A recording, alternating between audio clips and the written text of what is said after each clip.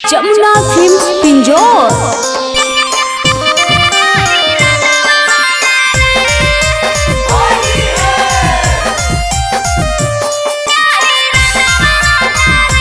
Bholenath recording studio Banawar Bishunganj. Lala ji lehenga रंग थुन चौधरी जी चूमा मांग थुन। लाला जी लहंगा रंग थुन चौधरी जी चूमा मांग थुन।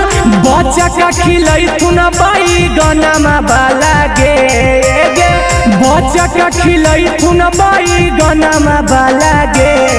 और होलिया में पसावा नाम नहीं बबुआ नाम वाला रे। अच्छा हमारा है पसंद या हीरा नाम वाला रे। कैसे गे? अरे रंगावा है पसंद या हीरा नाम वाला रे।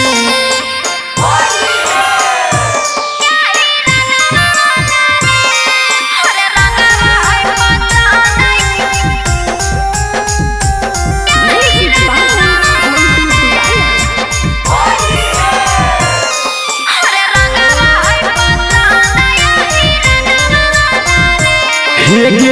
दहलल कुशवा हाजी के बड़ी पर परई तौगे। सौजी सौसे दहिया में ललक रंग लगई तौगे। दहलल कुशवा हाजी के बड़ी पर परई तौगे। सौजी सौसे दहिया में ललक रंग लगई तौगे। छौड़ी रंग तौ चौहान जी तोर चोली आगे। छौड़ी जोइमी जब ना करा टोली। और होलिया में पसावा नाम नहीं बबुआ नाम वाला रे। अच्छा हमारा है पसंद या हीरा नाम वाला रे। कैसे गे? अरे रंगावा है पसंद या हीरा नाम वाला रे।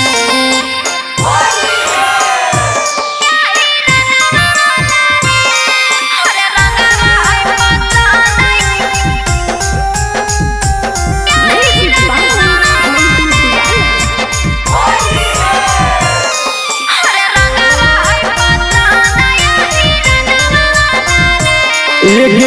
करतौ चौरसिया तोरा पुआ छौड़ी बसिया गे।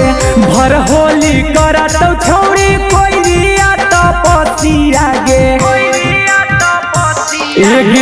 करतौ चौरसिया तोरा पुआ छौड़ी बसिया गे। भर होली करतौ छौड़ी सारा माझी तपसिया गे। छौड़ी मांझी जी मारा ले थुन मजा आगे। छौड़ी सोनू सिंह और धरत तोरो पंजा। अरे होलिया में पसावा नाम नहीं बबुआ नाम वाला रे। अच्छा हमारा है पसंद या हीरा नाम वाला रे। कैसे गे? अरे